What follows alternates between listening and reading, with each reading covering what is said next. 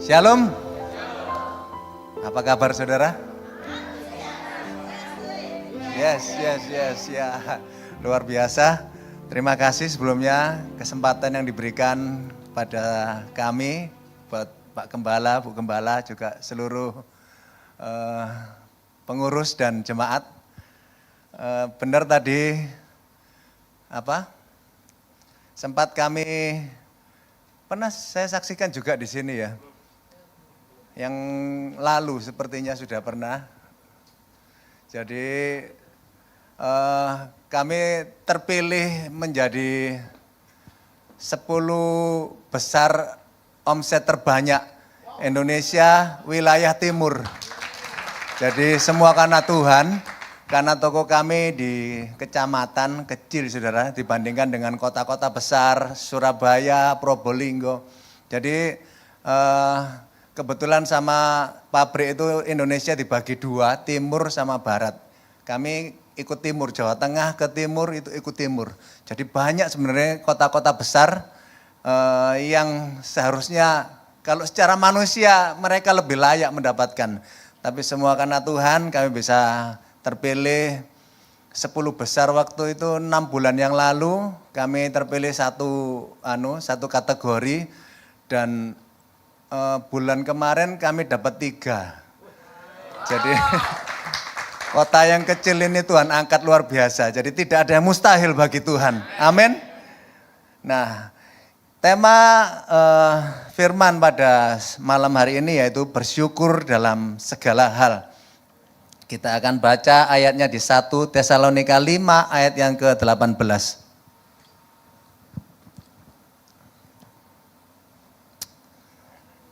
Demikian firman Tuhan, mengucap syukurlah dalam segala hal, sebab itulah yang dikehendaki Allah di dalam Kristus Yesus bagi kamu. Saudara, dikatakan mengucap syukurlah, itu berarti kalimat ini adalah kalimat perintah. Saudara setuju ya? Dengan kata lain apa? Sebagai orang percaya, kita diperintahkan oleh Tuhan untuk mengucap syukur di dalam segala hal. Saudara, mengucap syukur itu berarti percaya bahwa rancangannya itu adalah rancangan yang damai sejahtera dan bukan rancangan kecelakaan untuk memberikan kepada kita semua hari depan yang penuh harapan. Amin. Nah saudara, orang bersyukur dalam keadaan yang diberkati itu gampang saudara. Tetapi dikatakan dalam segala hal, itu berarti kita harus bersyukur dalam keadaan tidak nyaman, dalam keadaan tekanan, dalam keadaan kekurangan sekalipun. Loh kok enggak enak Pak? Ya itulah perintah. Lek disuruh makan atau nampani angpau ya enggak usah diperintah saudara ya. Banter. Saya pun juga seperti itu saudara. Nah saudara, bersyukur ini ada hubungan dengan memberi. Bagaimana kita bisa memberi kalau kita itu enggak bisa bersyukur. Orang yang enggak bersyukur itu kita seperti merasa hidup kita ini paling menderita saudara ya. Jadi kita seperti ndak ono sing lebih soro dari aku. Terus kita paling menderita bagaimana kita bisa memberi orang lain saudara. Padahal firman Tuhan katakan kita harus memberi saudara. Nah ketika kita memberi dalam keadaan kita kelebihan itu Tuhan senang saudara. Tetapi ketika kita memberi dalam keadaan yang kekurangan itu Tuhan itu bukan hanya senang. Tetapi Tuhan itu terharu saudara. Dan ketika Tuhan terharu, dia akan menggerakkan hati Tuhan untuk mengadakan mujizat. Amin. Saudara, di dalam Alkitab kita belajar bagaimana seorang nabi, dikatakan nabi ini pergi ke seorang janda di Sarfat ya, Nabi Elia. Dia berkata demi Allah, nabi ini minta roti ya, diperintahkan Tuhan untuk minta makanan kepada janda di Sarfat ini. Lalu janda ini ngomong gini, demi Tuhan Allahmu yang hidup, sesungguhnya tidak ada roti padaku sedikit pun, kecuali segenggam tepung dalam tempayan dan sedikit minyak dalam buli-buli. Dan sekarang kami akan mengumpulkan 2-3 potong kayu api, lalu aku mau pulang mengolahnya bagiku dan bagi anakku, sesudah itu kami memakannya, lalu kami mati. Saudara menunjukkan betapa krisis itu sedang melanda kota, daerah di tempat janda ini berada, saudara. Krisis yang sangat parah sekali. Karena bukan makanan itu persediaan bukan untuk 1 bulan, bukan untuk 1 minggu, tapi hanya untuk 1 kali makan, saudara. Tetapi ayat selanjutnya berkata, Elia berkata, jangan takut, pulanglah, buatlah seperti yang kau katakan, tetapi buatlah dulu bagiku sepotong bundar roti kecil, saudara. Dan bawalah kepadaku, kemudian barulah buatlah bagimu dan bagi anakmu. Sebab demikian firman Tuhan, tepung dalam tempayan tidak habis dan minyak dalam buli-buli itu tidak akan berkurang sampai waktu Tuhan memberi hujan ke muka bumi. Wow, dahsyat sekali Tuhan kita, saudara. Amin, saudara. Katakan Tuhan kita dahsyat. Yes, segenggam tepung dalam tempayan dan sedikit minyak dalam buli-buli. Apa artinya itu, saudara? Tetapi itu terjadi, saudara. Jadi tepung dalam tempayan dan minyak dalam buli-buli itu sungguh terjadi. Dia tidak berkurang sampai hujan turun, saudara. Nah, saudara, ada kalanya keadaan dan tekanan itu Tuhan izinkan untuk menguji kita. Sebenarnya Tuhan itu mau tahu apakah kita itu layak untuk mendapat pertolongan Tuhan, saudara. Soalnya Tuhan itu sebenarnya mudah untuk menolong kita, amin, saudara ya. Tetapi Tuhan rindu kita melewati proses, saudara. Katakan proses. Saudara, Tuhan tidak mau kita itu menjadi anak-anak gampang, saudara. Saudara, kalau tentara yang makan daging sama makan mie instan, ya pasti beda, saudara ya. Orang biasanya, orang Kristen itu kepinginnya yang instan-instan, ya berdoa yang cepet-cepet, yang jadi, saudara ya.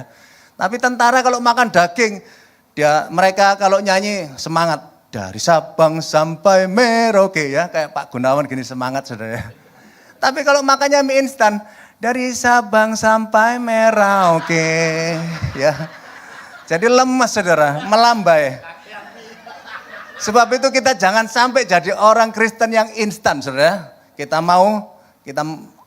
menjadi orang Kristen yang militan, saudara. Amin. Nah, saudara, bersyukur walau keadaanmu saat ini kurang baik, saudara. Saya akan bersaksi sedikit bagaimana, saya pernah bersaksi bagaimana saya dulu masuk penjara, saudara ya. Nah, sekarang sudah keluar dari penjara kesaksiannya. Keluar dari penjara ini miskin, saudara, karena banyak hutang, apalagi dulu pas masih kecanduan narkoba, itu utangnya banyak, jadi keluar tuh langsung ditagih orang ngalor ngidul, saudara ya. Sampai mau dibakar toko saya sama itu preman, saudara. Lalu karena miskin kami tidak punya mobil, tidak punya sepeda motor, jadi naik ngantar jemput anak kami, waktu itu anak kami 2, saudara ya. Naik turun, jalannya tuh naik turun, saudara, di Pandaan itu. Kami naik sepeda ontel, saudara, Omar Bakri, saudara ya. Adik sepedanya itu enggak seperti anaknya Pak Yohanes ini yang ada setelannya, saudara ya. Jadi ya enggak ada setelannya, kita kalau pas naik gitu sampai naik dari sadelnya nih, saudara, enggak nemplek sadel, saudara.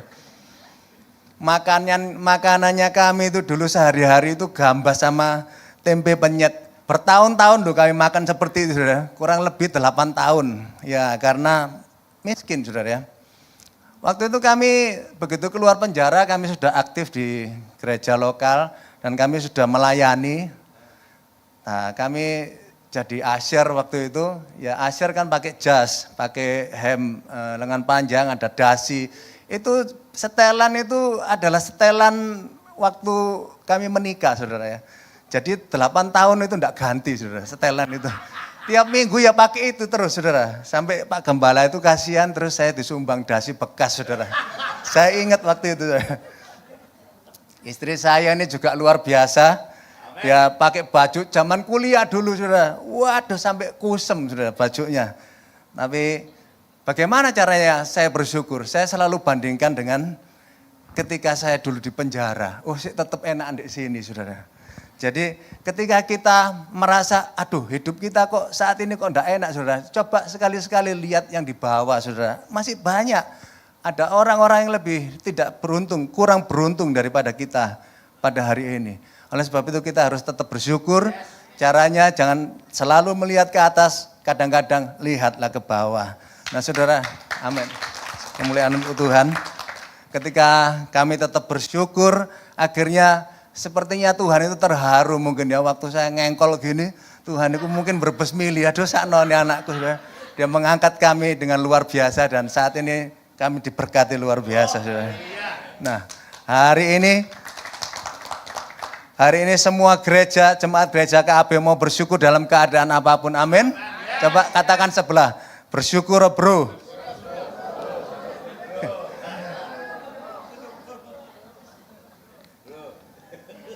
Nah saudara, kalau dulu perjanjian lama, bersyukur, korban syukur, mereka bawa lembu ya. Sekarang jangan bawa lembu, repot nanti saudara, nanti diaken yang ngarit saudara.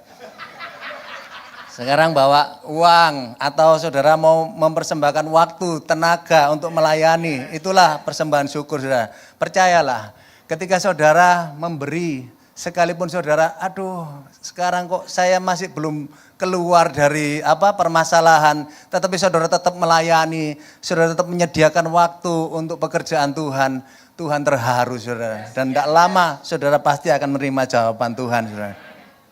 Nah, kita akan masuk di poinnya mengapa kita harus bersyukur. Yang pertama, Yohanes 14 ayat yang ke-15.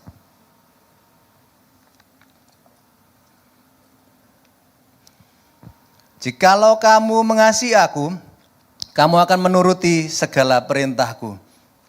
Saudara, firman Tuhan tadi katakan mengucap syukurlah dalam segala hal. Sebab itulah yang dikehendaki Tuhan. Jadi saya balik lagi, itu adalah kalimat perintah. Dan Yohanes 14:15 dikatakan, kalau kamu mengasihi aku, kamu akan menuruti segala perintahku. Saudara, Tuhan Yesus sudah berkorban nyawa buat kita, amin. Dan kebangkitannya membuat kita menerima keselamatan dengan gratis. Tetapi selanjutnya bagian kita adalah mentaati semua perintah Tuhan, saudara. Dan bersyukur ini adalah perintah yang sangat mendasar bagi kehidupan orang percaya. Sebab bersyukur itu membuat kita yakin dan percaya bahwa tidak ada satupun yang bisa memisahkan kita dari kasih Kristus. Saudara, selalu bersyukur itu sama dengan mempertaruhkan hidup kita untuk Tuhan, saudara. Saya akan bersaksi bagaimana seorang istri yang luar biasa, ya, yang istri yang luar biasa punya suami yang biasa di luar, saudara. Ya toh? Iya. Dulu saya tidak pernah pulang, saudara ya. Ketika masih belum bertobat, saya keluyuran ke sana kemari, bahkan kecanduan narkoba lagi. Ya pernah istri saya bersaksi di sini, mungkin saudara masih ingat bagaimana pencuk yang saya bawa pulang itu ketahuan, saudara ya. Disebut wewe gombel sama istri saya. Jadi ada banyak pertengkaran rumah tangga yang, waduh sepertinya rumah tangga yang tidak karu-karuan, saudara. Terus ditambah saya di penjara lagi 2 tahun, harus menunggu lama. Waktu saya di penjara itu, saudara, ada banyak orang itu ngomong gini, kamu di penjara piro 2 tahun. Orang yang di penjara 1 tahun lebih, 90% itu rumah tangganya itu hancur. Waduh, mosok sih, saya waktu itu gitu, saudara. Tetapi istri saya ini sangat luar biasa sekali, saudara. Dia menunggu, dia memilih untuk tidak menyerah, saudara. Di penjara saya masih belum bertobat. Istri saya juga tahu, wih, bojone iki sik ngelobi ke sana kemari, saudara ya. Masih perjualan lagi, masih ngisep narkoba lagi. Di layar ke penjara yang lebih besar, lebih jauh di Madiun, saudara. Dan tetap dia memilih untuk bertahan, saudara. Dan ketika dia bertahan, saya berandai-andai, seandainya saya jadi dia, aduh, bojoku ini pulang belum tentu tobat, saudara ya. Seperti beli kucing dalam karung, ini nanti lek datang kucingnya lek angora ya, ya hoki ya. Tapi lek kucingnya budukan, wah spesial ini ya toh. Tapi istri saya ini luar biasa sekali. Waktu itu dia masih muda, usianya 28 tahun waktu itu. Coba kalau dia ngomong, wes aku tak iki bojoku iki mbojai rasanya ya, tak cari lagi ya. Masih bisa, saudara. Tetapi dia memilih taat. pada perintah Tuhan. Dan dia bertahan dengan saya. Dan pada akhirnya sekarang suaminya itu berlutut mencintanya. Ya,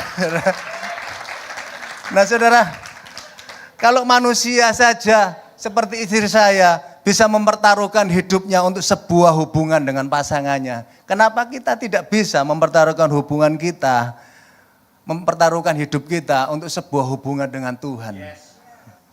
Nah saudara, yang kedua kita akan baca di Mazmur pasal yang ke-23 ayat 4.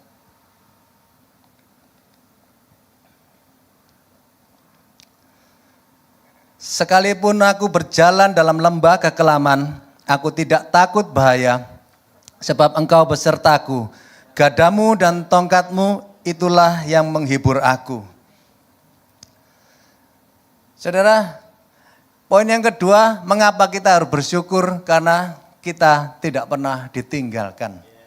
Menghadapi segala permasalahan apapun, kita harus yakin dan percaya bahwa Tuhan selalu menyertai kita. Amin. Saat kita menghadapi permasalahan, persoalan, sebenarnya bukan permasalahan itu yang berat saudara. Tetapi ketika kita merasa sendirian, itulah yang membuat kita itu sepertinya, aduh tekanan ini semakin berat sekali saudara. Ada seorang tokoh dalam Alkitab yang diceritakan, tetapi ia sendiri masuk ke padang gurun sehari perjalanan jauhnya, lalu duduk di bawah sebuah pohon arar. Kemudian ia ingin mati, katanya cukuplah itu. Sekarang ya Tuhan ambillah nyawaku sebab aku ini tidak lebih baik daripada nenek moyangku. Saudara tahu siapa ini? Nabi Elia saudara. Nabi Elia ini adalah nabi yang besar. Dan sebelum ayat ini ditulis, Elia ini berdoa untuk minta hujan tidak turun. Dan hujan itu tidak turun 3,5 tahun. Wih sangat luar biasa sekali saudara. Lek mundur 2 bulan sih biasa saudara. Lek mundur 3,5 tahun itu ajaib saudara. Dan kemudian apa? Dia menantang Nabi Baal. Ayo ditantang, ini kita bikin persembahan lembu yang Nabi Baal 450, kamu minta sama Baalmu, sama Tuhanmu. Minta supaya lembu ini dibakar. Dan mereka menari-nari seharian, tidak ada terjadi apa-apa. Lalu Elia ini malah dikasih air saudara ya, banyak sekali airnya, dikasih parit sampai basah kuyup, dia berdoa dan api itu turun dari langit saudara. Itu kejadian yang sangat luar biasa sekali. Dan akhirnya 450 Nabi Baal ini ditumpas habis sama Nabi Elia saudara. Tetapi dikatakan Elia ini kemudian ingin mati saudara. Cukuplah itu sekarang ya Tuhan, ambillah nyawaku. Saudara, kenapa Elia putus asa? Karena di ayat selanjutnya Elia berkata, hanya aku seorang dirilah yang masih hidup dan mereka ingin mencabut nyawaku. Elia merasa sendirian. Bahaya sekali orang yang merasa sendirian, saudara. Sekarang apa bedanya Yudas dan Petrus? Sama-sama mengkhianati Yesus. Tetapi bedanya Petrus tetap bersekutu dengan teman-temannya. Sedangkan Yudas dia sendirian. Akhirnya dia menggantung diri, dia bunuh diri saudara. Oleh sebab itu kita perlu teman, perlu komunitas. Gereja Keluarga Allah Blessing ini adalah sebuah komunitas yang baik, amin. Oleh sebab itu tetap rajin beribadah. Ayo ajak teman, saudara untuk bergabung beribadah di sini. Supaya mereka semua juga punya komunitas seperti kita, amin. Nah saudara, ketika ada masalah, tekanan mungkin datang dalam kehidupan kita, komunitas ini mungkin bisa menghibur, memberi nasihat, bahkan mungkin bisa memberikan jalan keluar. Nah saudara, kalau kita punya komunitas yang baik saudara, ketika kita punya masalah, ya solusinya pasti baik saudara. Tapi ada seorang teman di PD ya, Pak Gun ya, dia bersaksi ketika dia punya persoalan, dia datang kepada teman yang enggak di luar Tuhan saudara, malah diajak dugem saudara ya. Jadi tambah runyam hidupnya saudara. Nah saudara, menyadari penyertaan Tuhan adalah modal untuk meraih kesuksesan. Ketika kita mengalami tekanan, persoalan, ayo kita nyanyi aja ya. Pak Gunawan ini suka nyanyi saudara. Bila topan keras melanda hidupmu, bila putus asa dan letih lesu, berkat Tuhan satu-satu hitunglah, kau niscaya kagum akan kasih-Nya. Saat, ya,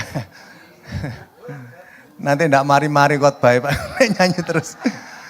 Ini lagu sudah lama saudara, sebenarnya saya enggak tahu tapi saya hafalkan, tak belani saudara. Jadi saat topan badai melanda kita, kalau kita selalu fokus kepada permasalahan kita enggak bisa melihat berkat Tuhan yang masih ada. Sebenarnya masih ada berkat atau potensi yang bisa kita gunakan. Kemarin ada seorang yang namanya Pak Sindu ya, bisa disaksikan di sini ya. Waktu bersaksi di GSJS WK kemarin, dikatakan dia mengalami gangguan penglihatan karena kecipratan asam sulfat ya. Jadi matanya tuh lengket. Katanya dokter gini, waduh ini rasanya buta. Jadi beliau sempat beberapa saat tidak bisa melihat saudara. Nah ketika dia tidak bisa melihat itu dia baru menyadari bahwa waduh mata ini ternyata berharga sekali. Justru ketika dia itu kehilangan dia baru menyadari bahwa waduh sebenarnya punya mata itu adalah modal yang besar saudara. Oleh sebab itu saudara jangan tunggu kehilangan dulu baru sadar betapa berharganya sesuatu yang hilang itu saudara. Ada seorang teman yang mengeluh ya, katanya tidak ada pekerjaan. Sekolah anaknya itu butuh biaya, enggak punya biaya saudara. Kebutuhan rumah tangga juga enggak bisa terpenuhi. Tapi dia punya mobil saudara, mobilnya juga Pajero saudara. Kami sampai heran loh, kok enggak nge-grab ya saudara. Jadi ternyata tidak bersyukur itu membuat kita itu kehilangan kemampuan untuk melihat penyertaan Tuhan saudara. Nah, sebab itu kita yang ada di sini, ayo kita hitung berkat kita yang ada. Jangan selalu hitung apa yang hilang, tapi hitunglah apa yang masih kita punya. Itulah yang bisa sebagai modal untuk meraih kesuksesan bersama Tuhan. Amin. Saudara, ada seorang pemuda di Pandaan saudara, dari keluarga yang sederhana. Dia cinta Tuhan, dia cinta orang tuanya. Lalu anak ini rajin melayani dan mulai diberkati saudara. Dia pinter IT, pinter komputer. Juga waktu itu dia merintis masang CCTV, masang CCTV gitu saudara. Dia sudah mulai diberkati, dia renovasi rumah orang tuanya. Dan dia punya calon istri, dia mau menikah saudara. Tiba-tiba ya, enggak ada angin, enggak ada hujan, dia sakit kanker saudara. Karena dia ini suka melayani gereja-gereja ya. Jadi banyak temannya saudara, teman-teman semua besuk mendoakan. Hamba-hamba Tuhan juga banyak sekali yang mendoakan mohon kesembuhan. Tetapi yang terjadi di luar rencana saudara, anak ini meninggal dunia. Jadi waktu kami melayat, Pak Gunawan juga kenal ya, Pendi namanya. Waktu kami melayat kami itu, aduh kasihan sekali ya tante ini, Tante Hana namanya. Saya datang, saya kasih salam, ikut berduka cita tante ya. Lalu jawaban Tante Hana ini apa? Di luar dugaan saudara, jangan berduka cita, saya bersuka cita. Sebab anak saya, Pendi ini sekarang dipangku oleh Tuhan Yesus. Wow, luar biasa sekali saudara. Jadi ketika orang yang selalu bersyukur, ketika dia mengalami kedukaan pun, dia justru menjadi berkat. Saya yang ngelawat itu loh, jadi diberkati saudara. Ketika saya masuk, saya merasa kasihan, saya pulang jatuh sukacita. Saya lihat, waduh ini adalah kesaksian yang luar biasa.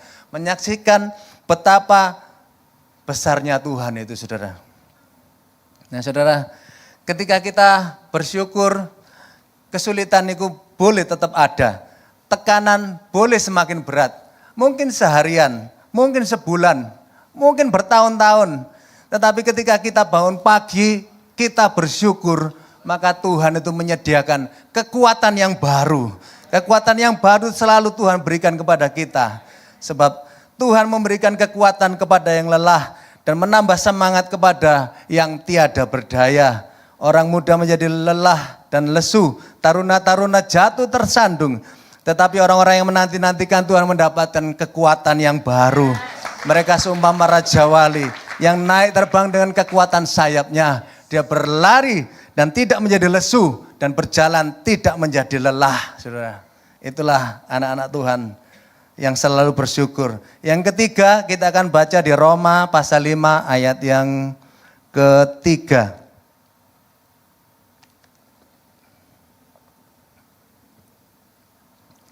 Sampai 5. Dan bukan hanya itu saja, kita malah bermegah juga dalam kesengsaraan kita, karena kita tahu bahwa kesengsaraan itu menimbulkan ketekunan, dan ketekunan menimbulkan tahan uji, dan tahan uji menimbulkan pengharapan, dan pengharapan tidak mengecewakan, karena kasih Allah telah dicurahkan di dalam hati kita oleh Roh Kudus yang telah dikaruniakan kepada kita. Saudara tahu permainan roller coaster, saudara ya. Jadi mungkin kayak sepur kereta api ya, tapi banter, saudara. Mungkin beberapa sudah tahu. Itu permainan yang sangat menegangkan sekali dan menurut saya ya agak berbahaya karena cepat sekali dia muter-muter gini. Tapi yang antri itu banyak, saudara. Kenapa? Karena mereka tahu bahwa ketika berangkat roller coaster ini bawa orang 10, pulangnya juga tetap 10. Coba kalau berangkatnya 10, pulangnya tinggal 3. Masih ada yang mau antri, saudara? Yang 7 tuh yang satu nyangsang di pohon, yang satu nyangsang di genteng, saudara. Pasti buyar, saudara ya. Dalam kehidupan kita juga seringkali seperti itu, saudara. Kita mengalami seperti naik roller coaster. Wih, naik turun, muter. Waduh Tuhan, opo lagi gitu Tuhan. Dibanting kanan kiri. Sepertinya sudah tidak sanggup lagi.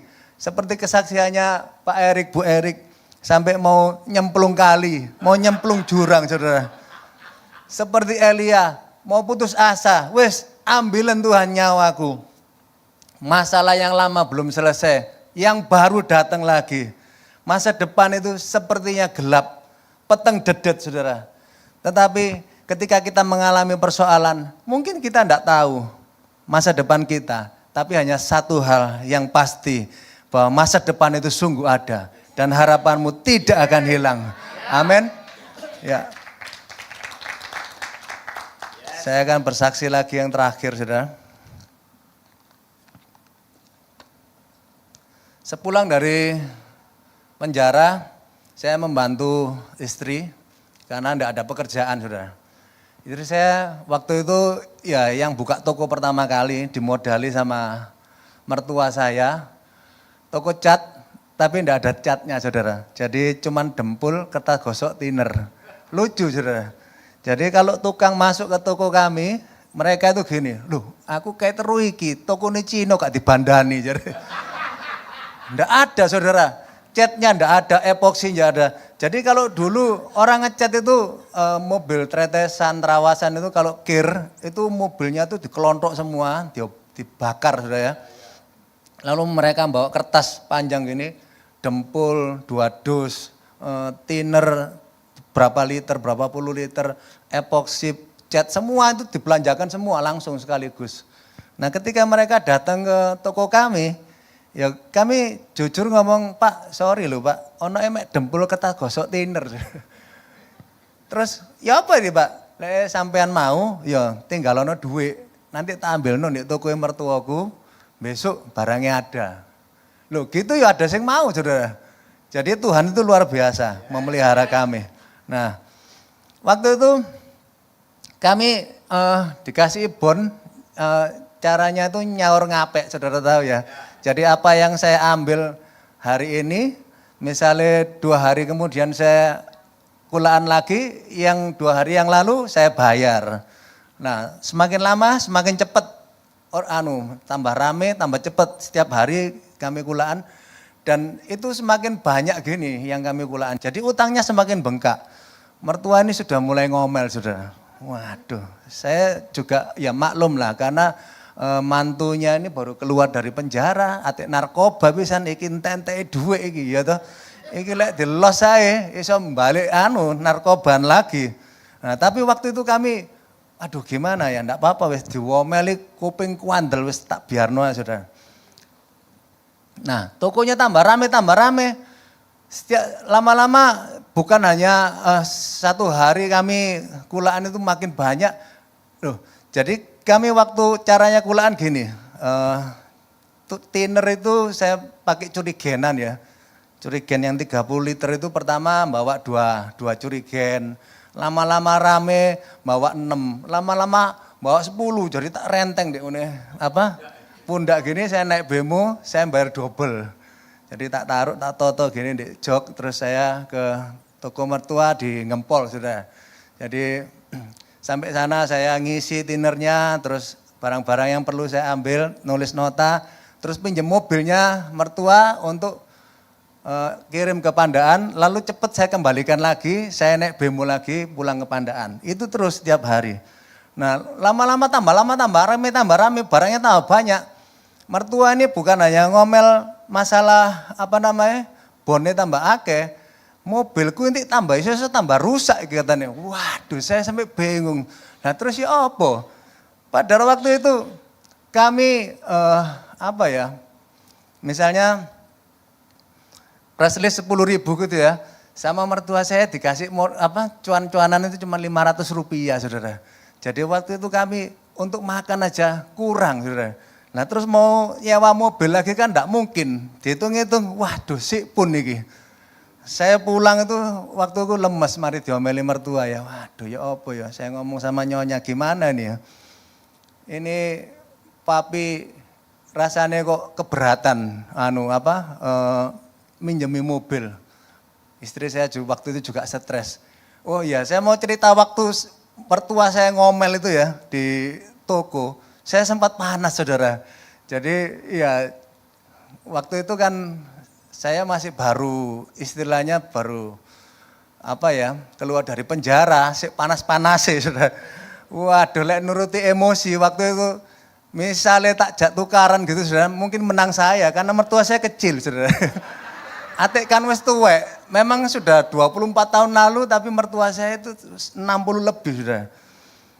Tapi puji Tuhan, waktu itu saya bisa menguasai diri, saya ngomong sama istri saya pusing juga, tapi kita memilih untuk kita angkat tangan saja, kita nyanyi. Ketika jalan yang kutempuh berujung di sungai dalam, Engkaulah yang mengeringkannya untuk ku seberangi. Selalu ada jalan saudara. Tidak lama saudara, kami waktu itu bisa memilih untuk putus asa. Tetapi ketika kami memilih untuk berseru kepada Tuhan, Tuhan itu tidak mengecewakan saudara. Besoknya papi itu telepon. Wes ngene ae, timbangane motorku rusak kabeh. Lu tak kei nomor teleponnya pabrik. Teleponin dhewe, cekno dikirim teko pabrik. Loh, saya langsung kaget saudara. Coba saudara bayangkan, biasanya saya ngebon itu 1 hari ya. Apa yang saya ambil kemarin, hari ini harus saya bayar. Kalau saya di pabrik, saya dapat bon 1 bulan saudara. Selisih 1 hari saja. Kok coba saya itu waktu itu ngamuk, waduh rungkat saudara ya. Rungkat, eker-ekeran saudara. Tetapi luar biasa sekali Tuhan itu, saya percaya semua karena Tuhan, saya didem-dem, sabar. Saat ini hubungan kami dengan mertua itu baik sekali, mesra. Mertua kami bahkan 6 tahun yang lalu kena stroke. Jadi mereka tinggal bersama dengan kami, saya antar jemput ke toko sekarang. Mereka tetap semangat di toko. Jadi saya tiap pagi nganter, sore saya jemput. Kalau pas enggak ada terakhir ini enggak ada pegawai ya, saya yang ngetap no tiner. Padahal sudah lama saya enggak ngetap tiner sudah. Tapi sungguh luar biasa sekali karena kami berpikir begini, bukan mertua kami yang berniat jahat, tetapi memang Tuhan itu mau membentuk kami. Membentuk kami, membentuk karakter kami, terutama karakter saya yang dulunya itu liar saudara ya. Kalau diembongkan, waduh sopo sing wes tabrak aja ya, ada orang kayak gitu. Tapi yang liar itu Tuhan tundukkan menjadi penundukan diri saudara. Jadi sangat biasa, luar biasa sekali ketika kita mau memilih untuk bersyukur. Yang pertama, karena bersyukur itu adalah perintah Tuhan. Kemudian yang kedua, kita harus bersyukur karena kita tidak pernah ditinggalkan. Dan itu adalah modal utama untuk kita melihat penyertaan Tuhan itu ternyata masih ada. Yang ketiga, kita bersyukur karena adanya pengharapan. Ya.